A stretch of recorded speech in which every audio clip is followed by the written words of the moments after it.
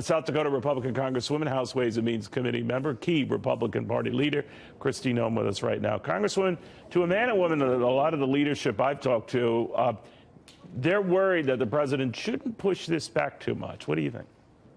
Well, we would prefer, obviously, that he sign it sooner rather than later. We've worked very hard on it. We've gotten it to the finish line. But we also recognize there's an enrollment process. So, you know, the president talked consistently throughout this process that he wanted to give a Christmas gift to the American people. And this truly is meeting the needs of low and middle income folks and focusing on those small businesses and letting them have an opportunity to reinvest in their people and in their operations. So, you know, I think the sooner he can do that, the more we can follow through on really giving them the relief that they need.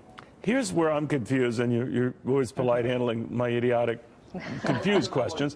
What is the advantage of delaying, Congresswoman? I mean, I know there's certain legislative things that are more helpful if it's pushed into the new year, but there are also more dangers in waiting, period, right? So explain the advantage of pushing this off. You know, I think maybe they start the new year with a good narrative that this relief is coming. Also, members can be there for signing ceremonies. But you know, I haven't been in those discussions on really where the decision will be made. I think that the optics of signing it somewhere where there is folks that are getting relief, a single mom, a family that's getting some tax cuts out of this bill that's going to mean the world and make a difference for them would be great. So I think that if they plan it and really message it well, that it's an advantage for all of us going into the new year.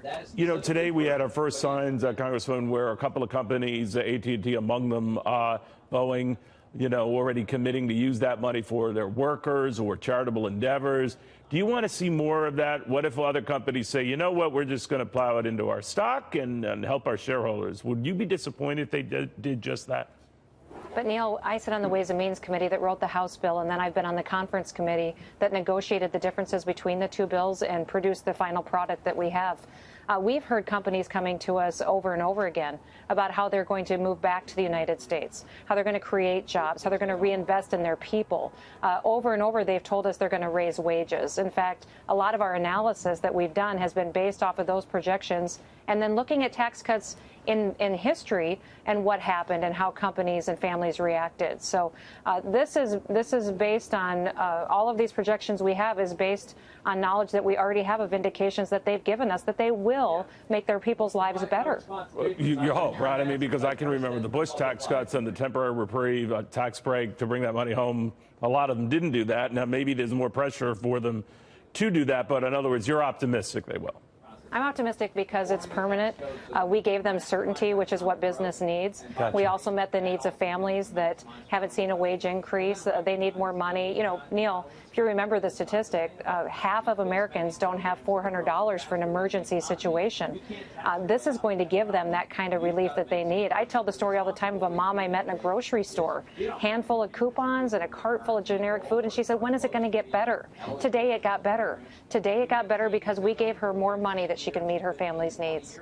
Congresswoman, I've talked to a number of Democrats as well who say, boy, if the president poured this much energy into infrastructure instead of tax cuts that can't be paid for, we'd be a lot better off. Now, never mind that's coming from a side where the debt piled up under their watch.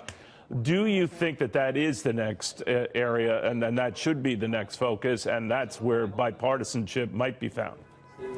Yeah, the president has told me that infrastructure is a priority of his. So I do think that is something the administration is going to focus on. We also in the House want to do poverty reform. Our federal programs that are supposed to lift people out of poverty only perpetuate it. So we want to reform those so we really can give families another step in that hope to providing for their kids and their grandkids and making sure that we don't just perpetuate poverty, but we give people an opportunity to go into these new jobs that we're going to help create with this tax cut.